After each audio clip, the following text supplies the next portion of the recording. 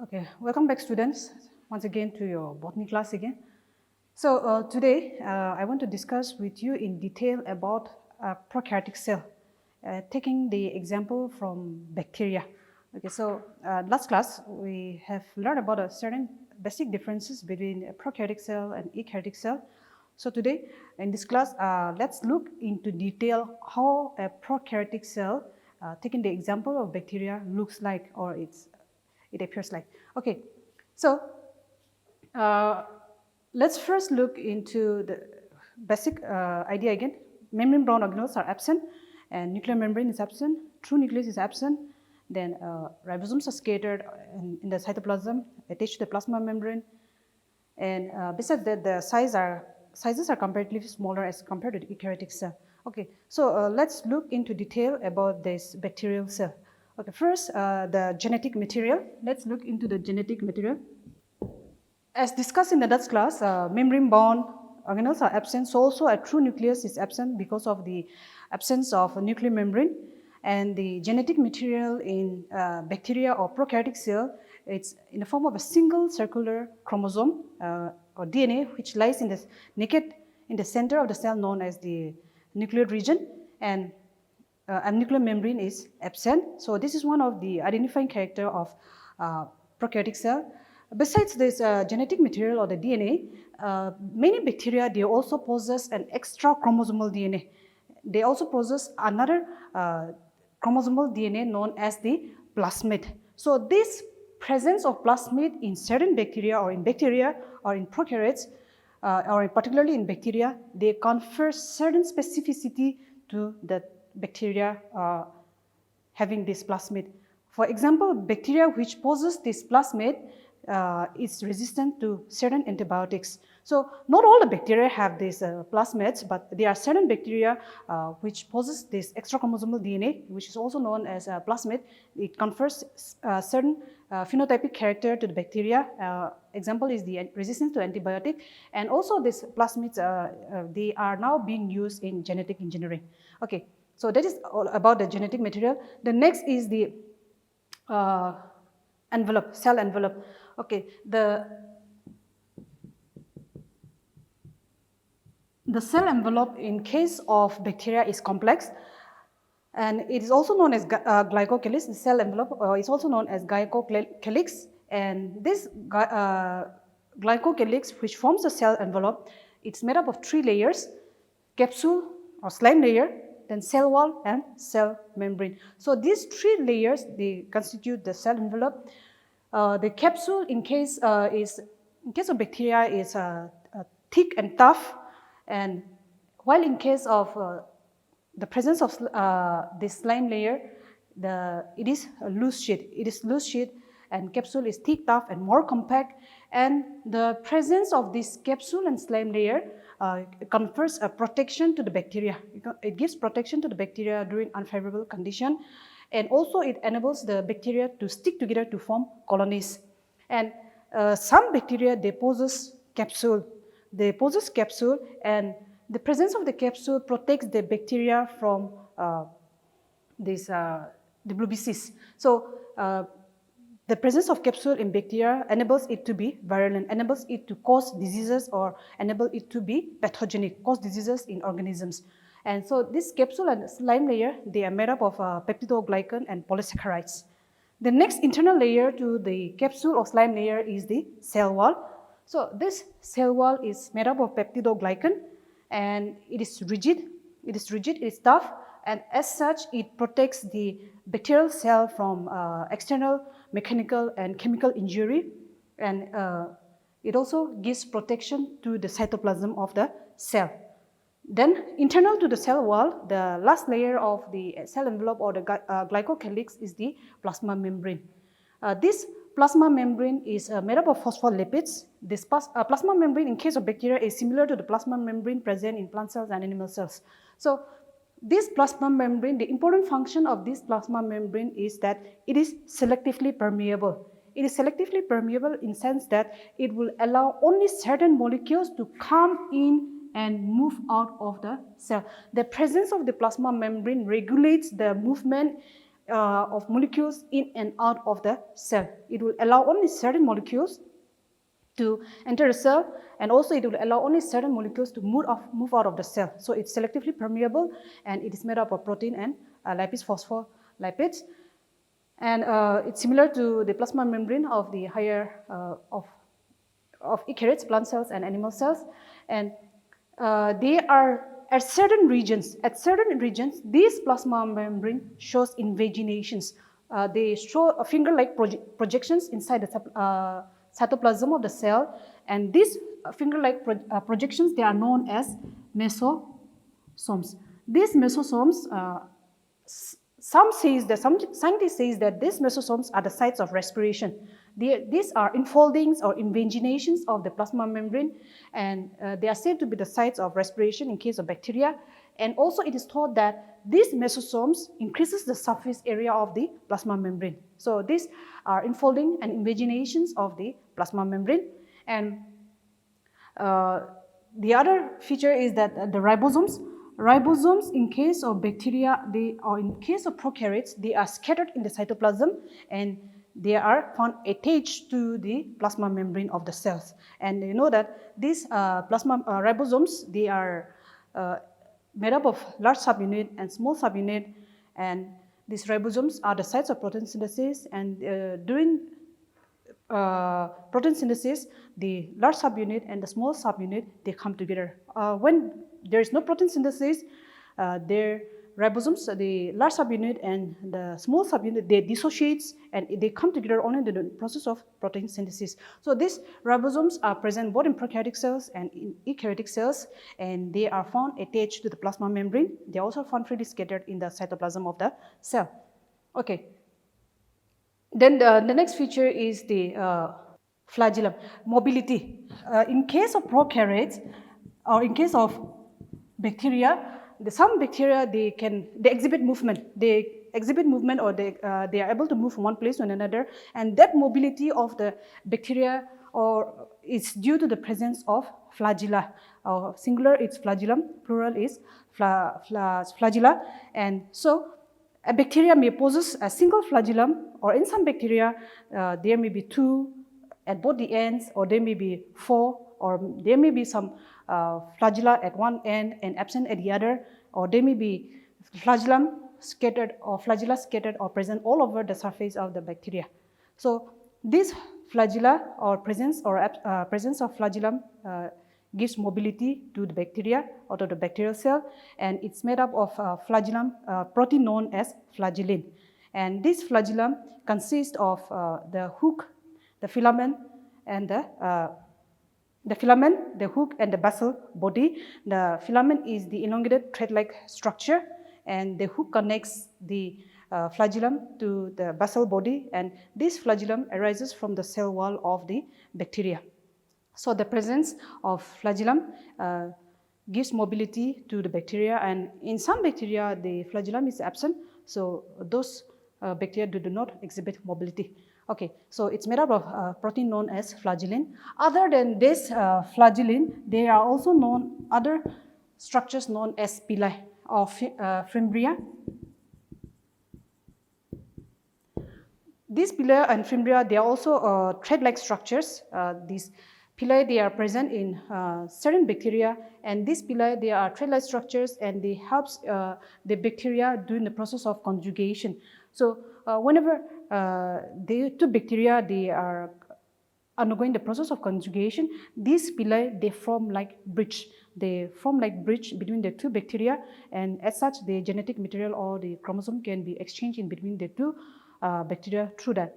Okay, and these fimbria, they are also bristle-like structures, and this they are present in bacteria, in not all the bacteria. They are present in some bacteria while they are absent in the other.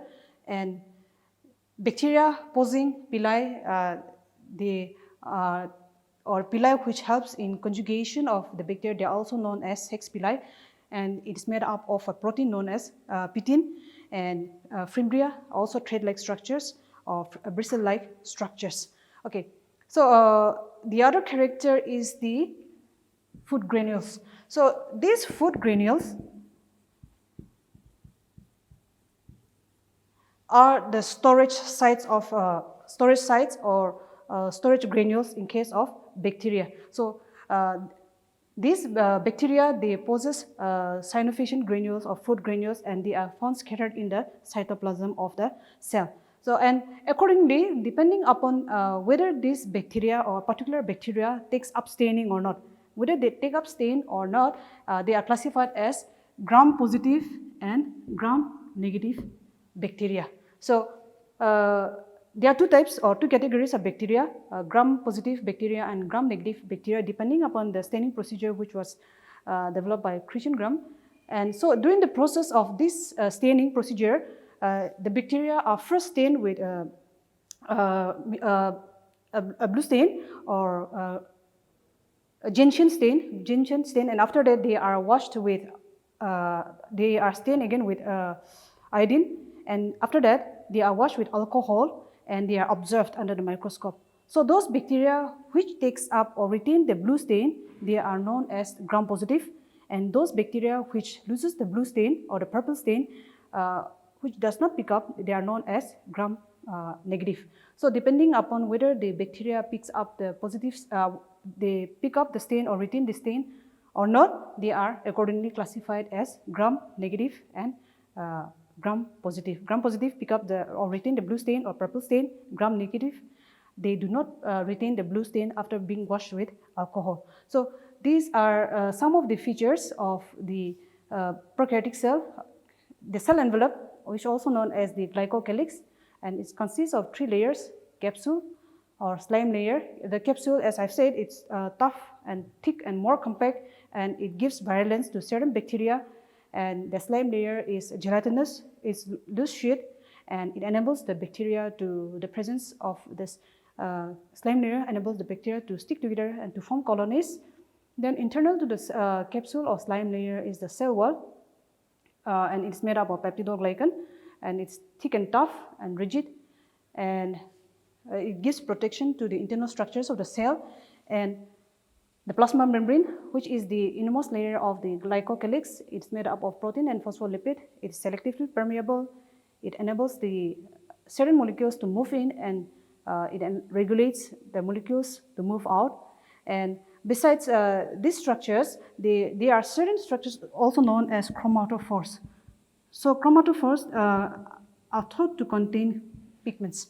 They are thought to contain pigments, and you know that certain bacteria, they are able to photosynthesize food, blue-green algae. So these chromatophores are thought to be the sites of the pigments, and the genetic material in bacteria, it's in the form of a single circular DNA, and the nuclear membrane is absent, and as such, they lie freely scattered in the cytoplasm of the cell. And the region where the circular DNA is present is known as the nucleoid, and the mobility of the bacteria is because of the presence and absence of flagella or flagellum. Bacteria which possess flagella, they are able to exhibit mobility, and it's made up of a protein known as flagellin, and it's made up of 3 parts: the flagellum, flagella, the hook, and the basal body. And this flagellum arises from the cell wall of the bacterial cell, and then the ribosomes, which are the sites of protein synthesis, they are found freely scattered in the cytoplasm of the cell, and they are also found attached to the ribosome of the cell. And these ribosomes, they are made up of 2 subunits, large subunit and small subunit. The ribosomes in prokaryotes, it's of 70S type. S refers to sedimentation coefficient, and the 2 subunits, the large subunit is 50S and the small subunit is 30S. And so these 2 subunits consist of, or the ribosomes consist of RNAs, ribosomal RNA and proteins, or in other words, these ribosomal RNAs and proteins, they constitute the structural components of the ribosomes. So ribosomes in prokaryotes are of 70S type, and it consists of 2 subunits. The large subunit is a 50S type, and the small subunit is 30S, and they are sites of protein synthesis. They are found freely scattered in the cytoplasm, and also they are attached to the plasma membrane of the cell.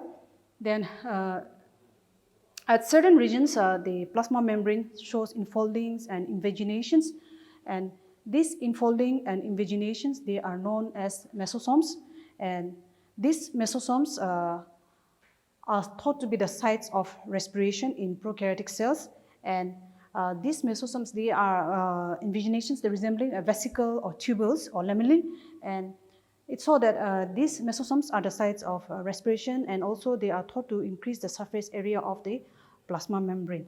Then there's inclusion bodies. The inclusion bodies they are stored in the form of food granules. The food materials are stored in the food granules, and the bacterial cell, many of the bacterial cells, they also possess an extra chromosomal DNA, which is also known as the plasmid, which confers certain specificity to the bacteria or certain phenotypic character to the bacteria.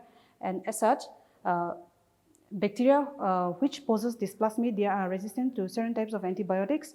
And these plasmids, they are of late, they are being used in genetic engineering as vectors. And okay, besides this, they also possess chromatophores, which are thought to be the sites of pigments in bacterial cell. So this is the basic structure or of how a prokaryotic cell looks like, taking the example of a bacterial cell. So with this, when you compare with this bacterial cell or this prokaryotic cell with an eukaryotic cell, you find that, as we have been discussing, many of the, the membrane-bound organelles like chloroplast, or membrane-bound organelles like mitochondria, chloroplast, which is responsible for the process of photosynthesis because of the presence of pigment. It's absent in case of bacteria. As such, they do not photosynthesize except in case of some blue-green algae where they possess certain pigments. Those bacteria, they can photosynthesize, and mitochondria is absent in case of these prokaryotic cells. And you know that mitochondria is the powerhouse of the cell, and they're responsible for this oxidation of food to giving rise to the energy. So it's thought that instead of that, this mesosomes takes the place of this mitochondria, the sites of respiration. Then Golgi complex and this endoplasmic reticulum, they are absent, and while they are present in prokaryotic cell. So and accordingly, depending upon whether they take up the stain or not, and depending upon the constituent of the cell wall, bacteria are of two types, gram-positive and gram-negative. Gram-positive, they continue to pick or continue to retain the purple or blue stain even after washing with alcohol, while in case of gram-negative, they lose the blue stain, or they do not pick up the purple stain or the blue stain after washing with alcohol. So accordingly, they are classified as gram-positive and gram-negative. So with this, I would like to wind up this class or the internal structure of prokaryotic cell. And in the next class, I would like to go detailedly into the structure of an eukaryotic cell. Taking into account we'll study detailedly about how a cell looks like, how a plasma membrane looks like, or what is the internal structure of mitochondria, or what is the internal structure, how does mitochondria function, or what is the function of chloroplast or Golgi complex, or what is the function of the nucleus. So from this class onward, we will look into detail about the internal structure of an eukaryotic cell. So compare and contrast the two structures of eukaryotic and prokaryotic, and so that will give you a better concept or better idea about the cell. So I hope to see you, and please do and come and join the class again. Thank you.